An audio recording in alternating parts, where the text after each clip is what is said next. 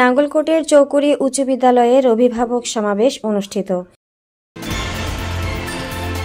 আপনারা দেখছেন সিএসটিভি, আমরা জনতার কথা বলি।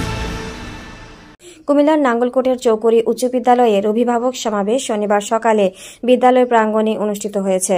চৌকুরি উচ্চ বিদ্যালয়ের সভাপতি ও ঢালুয়া ইউনিয়ন উন্নয়ন ফোরাম সভাপতি অ্যাডভোকেট মোহাম্মদ ইয়াসিন তালুকদারের সভাপতিত্বে সমাবেশে প্রধান অতিথির বক্তব্য রাখেন গণপ্রজাতন্ত্রী বাংলাদেশ সরকারের অবসরপ্রাপ্ত সচিব আবু তালেব।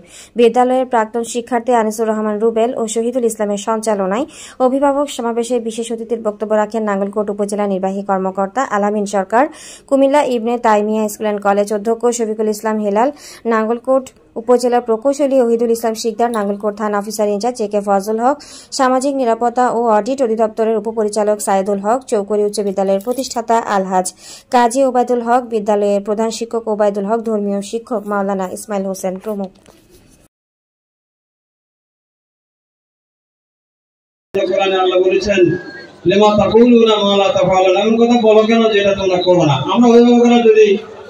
আমাদের মোবাইল ফোন যদি বন্ধ করে রাখি, আমাদের লেখাপড়ার সময় বাচ্চাদের তাহলে অবশ্যই বাচ্চারা মোবাইল চালাবে না।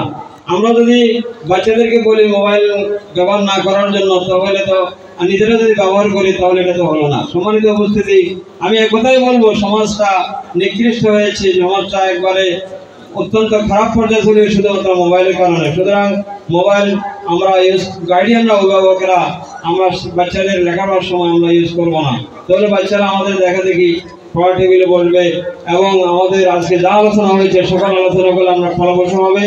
কষ্টটা করতে হবে আমাদের যে প্রজন্মটা আছে, পরবর্তী প্রজন্ম, তাদের জন্য। আপনি যতক্ষণ পর্যন্ত এটা বিরত রাখতে পারবেন, এটা বলছে না, আমাদের পূর্বের বক্তা বলে গেছে, এই মোবাইলটা যদি আপনি ভালো কাজ ইউজ করেন তাহলে এটা ভালো, আর যদি খারাপ কাজ ইউজ করেন তাহলে অনেক খারাপ। কিন্তু আমাদের এই জিনিসটা ব্যবহার হচ্ছে খারাপ কাজেই কিন্তু বেশিরভাগ ব্যবহার হচ্ছে।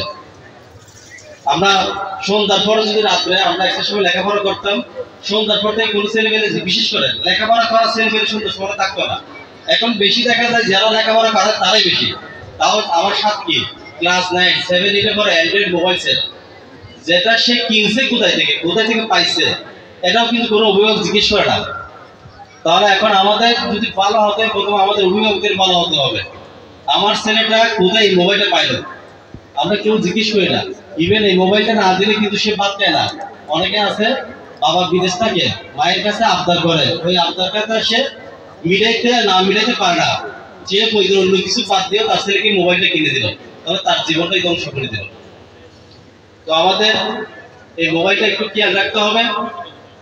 তাছাড়া যে বিষয়টা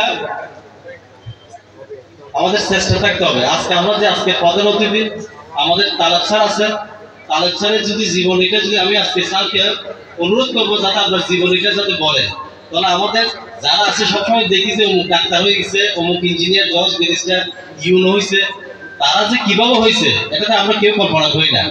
আমরা ওই পর্যন্ত যেতে যে পরিশ্রম করার চেষ্টা করি না। ওই পরিশ্রম করতে গেলে যে কত রাত জায়গা থাকা লাগে, কত ছেলেকে আমাদের পরিমাণ শ্রম দেওয়া লাগে, এটা আমরা করি না। আমরা শুধু অমুক ডাক্তার হয়েছে, অমুক ইঞ্জিনিয়ার হয়েছে, এর মতো হতে পারলে আত্মীয় করি, কিন্তু এটা করতে গেলে যে আমার অনেক শ্রম লাগবে, অনেক ধৈর্য লাগবে, এটা কি আমরা করি? আমরা কিন্তু করি না।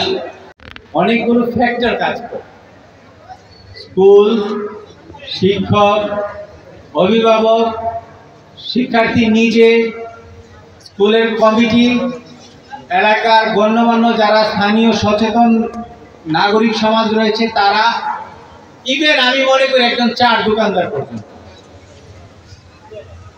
সকলকে ভূমিকা পালন করতে হবে। আপনি যদি মনে করেন আপনার সমাজকে সাজাতে চান অন্তর থেকে, সবাই যদি মনে করেন যে না আমি আমার সমাজে কাউকে বিপথে যেতে দিব না, তাহলে আমি মনে করি একজন চার দোকানদারও সেই ভূমিকা পালন করতে পারে। চার দোকানদার কেন সন্ধ্যার পরে একটি স্টুডেন্ট চার দোকানে বসে ক্লাস 9 পরে 8 পরে বাচ্চা মানে চার দোকানে বসে আড্ডা দিবে, সে তার অভিভাবককে ডেকে বলতে পারে আপনার ছেলেকে দেখেছি এখানে, এটা কিন্তু ভালো না, আপনার ছেলে মাগরিবের পরে কেন বাইরে থাকে। অথচ তার অভিভাবক হয়তো বা জানে না চার দোকান সেই ভূমিকাটা পালন করতে পারে। তো সুতরাং সবাইকে ভূমিকা পালন করতে হবে। শুধু শিক্ষকের উপর সব চাপিয়ে দিলে হবে না, আপনি অভিভাবক সচেতন হতে হবে। আপনার সন্তানকে যদি শিক্ষক শাসায়, আমাদের সমাজে এখন সমস্যা হয়ে গেছে, শিক্ষক অপরাধী হয়ে যায়। আর এইগুলো তো ভালো লাগে না, হাতে মাইক থাকলে ভালো। এই আমাদের সমাজে হচ্ছে কি, শিক্ষক অপরাধী হয়ে যায়। কেন? আমার সন্তানকে, কেন আমি এরকম, আমি মেম্বার, আমি চেয়ারম্যান, আমি এরকম রাজনীতিবিদ, আমার সন্তানকে আপনি শাসিয়েছেন। আরে ভাই, শিক্ষকই তো শাসাবে।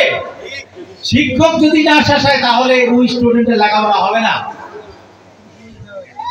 শিক্ষক শাসাবে, শাসন করবে, শিক্ষকের মর্যাদা অক্ষুণ্ণ রেখে অভিভাবক উল্টো তার সন্তানকে শাসাতে হবে যে তো তোমার টিচার যেটা করেছে সেটাই সঠিক। আসলে যে বিষয়টা কোনোদিনও সম্ভব হবে না, ছেলে মা বাবা কিন্তু পারে না। আমি আমার অভিজ্ঞতা, বাবা পারে না, মা এবং টিচার এরা যদি সমন্বয়ের মাধ্যমে কাজ না করে কেউ রেজাল্ট ভালো করতে পারবে না। যে ছেলেটা 8 সাবজেক্টে ফেল করছে সে কী করবে? আমি খুব হতাশ, পরিষ্কার হতাশ। আমাদের সময় আমরা 118 জন মেট্রিক পরীক্ষা দিয়েছিলাম, আমরা পাস করছি 18 জন, 5 জন ইউনিভার্সিটি পাস করছি, 3 জন সিভিল সার্ভিসে আসছি আর 2 জন ব্যাংকে। এই যে 11 জন পাস করছে, আমি আপনাদেরকে বলছি 11 জন ভিতরে 5 জন ঢাকা ইউনিভার্সিটি, বিভিন্ন প্রাইভেট ইউনিভার্সিটি চান্স পাবে যদি তারা পরিবেশ পায়। আপনারা আরো আশ্চর্য হবেন, নাঙ্গলকোট জনপদ একটা উপজেলার 80 জন ছেলে, 20 জন ছেলে ঢাকা ইউনিভার্সিটি আছে, শুধু ঢাকা ইউনিভার্সিটি। ওই উত্তরবঙ্গের এবং পশ্চিমবঙ্গের অনেক জেলার এতজন ছাত্র নাই। আপনারা আপনাদের ছেলেমেয়েদের যদি ঠিক না করেন কিছুই হবে না। টিচাররা কত করবে? আর টিচার সর্বদা, এটা সারা বাংলাদেশে, শুধু নাঙ্গলকোটের না, সারা বাংলাদেশে একই চিত্র। টিচার নাই, সরকার দিতে পারতেছে না। এর ভিতরে কিন্তু টিচার, অঙ্ক টিচার আরবি পড়ে, আরবি টিচার ইংরেজি পড়ে, এইভাবে কিন্তু ম্যানেজমেন্ট চলছে। এখন আপনার ছেলে মেয়েরা স্কুলে আসবে, আপনি খবর রাখবেন না। ওই যে সাহেব আমাদের এই অংশের মধ্যে চায়ের দোকানে, ওই দোকানদার কোনো ভূমিকা রাখবে না। এটা একটা সামাজিক আন্দোলনের বিষয়। আমরা যে যুগে বসবাস করছি সেটা গোল্ডেন যুগ ছিল। ছোটবেলা আদব কায়দা শিখেছে মক্তবে, পিটাই তো হুজুরে। স্কুলে যেতাম, প্রাইমারি স্কুলের টিচাররা মারতো, হাই স্কুলের টিচাররা মারছে, আদব কায়দা শিখেছে, দোকানদার যাওয়ার প্রশ্নই উঠে না। সেটা ছিল গোল্ডেন যুগ। আর এখন যুগটা আসছে কিন্তু একটা অসভ্য যুগ। এটা আমার অভিজ্ঞতা থেকে আমি বলছি। টিচারদেরকে মানে না, অভিভাবকদের মানে না, বাবা মাকে মানে না, তাদের মতো করে চলবে। এই সময় আরও কিছুদিন যাবে, যখন চরম পর্যায়ে যাবে তখন আবার উঠবে। আমি স্কুলের টিচারদেরকে আমি বলবো, আপনি ফর্ম ফিল আপ যদি এবার করাতে চান, কয়জনকে কত সাবজেক্টে ফেল করছে এটা দেখে করবেন, নাহলে কিন্তু সার্ভাইভ করবেন না আপনারা। কারণ আমি দেখছি খুব, আমি একটা কলেজের সভাপতি, আমি বলছি 2 সাবজেক্ট যারা ফেল করছে তাদেরকে ফর্ম ফিল আপ করাবে না। কেন না, কী পরিমাণ তদবির আমার কাছে আসছে। তো আমার ছাত্র 8 সাবজেক্ট ফেল করছে, ওইভাবে থাকবে। আর আমি একটা সুখবতী, এই স্কুলে মেয়েদের পড়ালেখার পার্সেন্টেজ অত্যন্ত ভালো। ছেলেরা কোথায়? যে এখানকার কি ছেলে নাই না, সব বিদেশে না, রাস্তাঘাটে না, ওই আন্দোলনে আছে, সব মেয়ে। এটা কিন্তু একটা খুশির খবর, যে জাতির মেয়েরা এগিয়ে যায় সে জাতি অনেক উপরে উঠবে। আপনার মারা একটু সচেতন হন, কঠিন হন, মারেন এখন একটু কঠিন হন আপনার ছেলেমেয়ের প্রতি, নাহলে কিন্তু উদ্ধার নাই। এই 8 পেপারে ফেল করছে, 5 পেপারে ফেল করছে, এটা কেমন হবে? আমার তো হিসেবে মিলে না। অভিভাবক সমাবেশ প্রত্যেক বছর একটা করবো, এ সবাই আসবেন, আমরা কিছু লম্বা লম্বা বক্তৃতা দিব। এগুলো দিয়ে হবে না। নিজের দায়িত্ব, সামাজিকরণ, নিজের পরিবেশ, নিজের পরিস্থিতি নিয়ে এগিয়ে যেতে হবে। মোবাইলটাকে নিয়ন্ত্রণের চেষ্টা করবে। বড় কঠিন সমস্যা, মহামারী একটা সমস্যা। এটা করার গুটি বসন্ত হচ্ছে আরো মারাত্মক। এটা নিয়ন্ত্রণ করতে না পারলে ছেলে মেয়ে শেষ, আমরাও শেষ, আমাদের ভবিষ্যতের শেষ। আপনার ছেলে মেয়ে সন্ধ্যার পরে টেবিলে বসছে কিনা এটা আগে আপনাকে দেখশোনা করতে হবে। আপনার ছেলে কোথায় প্রিজিং করতেছে কিনা, কোথাও মোবাইল নিয়ে কোনো ডিভিজিং করতেছে কিনা, এটা আপনাকে খেয়াল রাখতে হবে।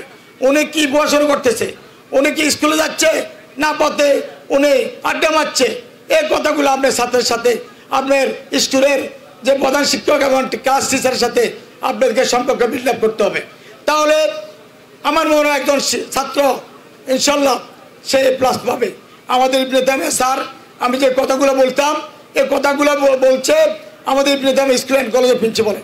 এরপরও আমি আপনাদেরকে অনুরোধ জানাবো, আমি ওই দিন অভিভাবক ক্লাস 10ম শ্রেণীর শিক্ষার্থী বলছিলাম, আপনাদের 10ম শ্রেণীতে 26 সালের যে প্লাস পাবে তাকে স্কুলের কলেজের ভর্তি এবং তার বইপত্র আমি আমি আমার পক্ষ থেকে তাকে আমি গিফট দিব। যতজন পাবে এতজনকে আমি দিব।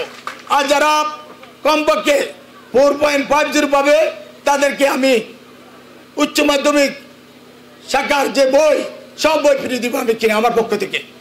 আমি অভিভাবকদেরকে বলতেছি, আপনারা যদি ছেলে মেয়েদের যদি পড়ালেখার টাকা পয়সার কাগজ কলমের যদি ব্যাঘাত ঘটে, আমি আপনাদের প্রতিশ্রুতি দিচ্ছি, শুধু প্রধান শিক্ষকের কাছে ক্লাস টিচারের কাছে বলবেন, এটাকে আমি বিল্লাপ করবো সভাপতি হিসাবে। কোনো ছাত্রছাত্রী কাগজের অভাবে, বইয়ের অভাবে, কলমের অভাবে পড়ালেখা ছাড় দিবে, এটা হতে পারবে না। আমি এটা আমার পক্ষ থেকে আমি এটা বিল্লাপ করবো, আমি প্রতিশ্রুতি দিচ্ছি আপনাদেরকে। দ্বিতীয়ত, আমি ছাত্রছাত্রীরা আজকে আসে না, ছাত্রছাত্রীদেরকে নিয়ে আমি একটা সমাবেশ করব। দ্বিতীয়ত, যে আমাদের মেহমান বিন্দুর কাছে আমার একটু আকুল আবেদন, সম্মানিত আজকের আমাদের অতিথিবৃন্দুর কাছে মহোদয়ের কাছে আমার একটা আকুল আবেদন, আমার স্কুলে যখন সভাপতি হচ্ছি, আমার স্কুলের ছাত্রছাত্রীরা যখন টয়লেটে যায় তখন চারপাশে খালি খোলা, আমার বন্ধের পর্দার সমস্যা হয়। আমার স্কুলের একটা শাউটিং দরকার। আজকের প্রধান অতিথি এবং বিশেষ অতিথি থেকে আমি প্রতিশ্রুতি চাচ্ছি, যারা আমার স্কুলটাকে আপনারা যদি শাউটিং করে দেন, তাহলে আমাদের বোনেরা, আমাদের মেয়েরা, তাদের পর্দার কোনো সমস্যা হবে না, ইফটিজিংয়ের সমস্যা হবে না। আপনারা এটার দিকে তাকাবেন। দ্বিতীয়ত, আমি ক্লাসে একদিন এসেছি, জিজ্ঞাসা করলাম প্রধান শিক্ষককে ক্লাসের উপস্থিতি কত, প্রথমে ছিল 70, এখন কত? বলছে এখন হচ্ছে 35। আরগুলা কোথায়? লিজার ঘন্টার সময় ওনারা চলে যায়। যদি আমার স্কুল যদি শাউটিং থাকে, যদি এখানে একটা গেট থাকে, একটা যদি দারোয়ান থাকে, তাহলে উঠে যাওয়ার কোনো সুযোগ নাই। এজন্য আমি অতিথিবৃন্দুর কাছে আমার আকুল আবেদন, আমার স্কুলটাকে আপনারা যেভাবে পারেন আমাকে শাউটিং করে দিবেন, ইনশাল্লাহ আমরা স্কুলের উন্নতি করবো ইনশাল্লাহ। দ্বিতীয়ত হচ্ছে, আপনারা জানেন আমার স্কুলে একটা ভবন নাই, যে ভবনে আমরা ক্লাস করতেছি, এটা হচ্ছে এই ভবনটা হচ্ছে বন্যার আশ্রয়কেন্দ্র। এই বন্যা আশ্রয়কেন্দ্রতে আমরা ক্লাস নিতেছি।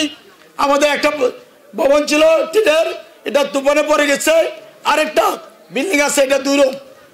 শেষ পর্যন্ত আমরা বাধ্য হচ্ছি বন্যা আশ্রয়কেন্দ্রে ক্লাস করার জন্য। আমি আজকে প্রধান অতিথিকে এবং বিশেষ অতিথি মহোদয়ের কাছে বলবো, আজকে আমাদের একটা ভবনের আপনারা যদি একটু ব্যবস্থা করে দেন, তাহলে ইনশাল্লাহ আমরা যখন আমাদের এই এলাকার নিচু এলাকা যখন বন্যা হবে, তখন আমাদের শিক্ষার্থীরা ক্লাস বন্ধ হয়ে যাবে, আর আমরা ক্লাস করতে পারবো না, শ্রেণী কক্ষে হবে। তৃতীয়ত হচ্ছে, আমাদের বোনেরা এখন হচ্ছে কম্পিউটারের যুগ, আমাদের আইসিটি একটা কম্পিউটার ল্যাব দরকার। এটা যদি আপনারা যদি বিল্ড আপ করে দিতে পারেন, ইনশাল্লাহ আমি আপনাদেরকে প্রতিশ্রুতি দিচ্ছি, ইনশাল্লাহ চৌকু স্কুল নাঙ্গলকোট থানার ভিতরে, নাঙ্গল উপজেলার মধ্যে একটা ভালো স্কুলের পরিণত হবে। আমি এটা আপনাদেরকে আশ্বস্ত করতেছি। চতুর্থ, আমার সর্বশেষ আগ্রহ আবেদন, এটা হচ্ছে আমাদের যে স্কুলের যে আমাদের এই স্কুলটা 4টে ইউনিয়ন নিয়ে একটা স্কুল। একটা হচ্ছে বক্সমুদর, ছাত্রছাত্রীদের এখানে পড়ে সাতবাইয়ার, ডালুয়ার, গুণবতীর। এই 4 স্কুলের আমাদের এলাকার লোকজন 80% হচ্ছে কৃষক। এই কৃষকের ছেলেমেয়েরা মেট্রিক কোনোমতে পাস করে, তারা আর পড়াশোনা করতে পারে না, মানে ভাড়ার অভাবে কলেজ যাইতে পারে না, ভাড়ার অভাবে তারা কলেজে কাজ করতে পারে না। এই জন্য আমি স্যার মহোদয়কে বলবো, প্রধান অতিথিকে বলবো, প্রধান অতিথি এবং বিশেষ অতিথি, বিশেষ করে প্রধান অতিথি আমার অভিভাবক, উনি ইচ্ছা করলে আমার স্কুলটাকে স্কুল অ্যান্ড কলেজে পরিণত করতে পারবেন।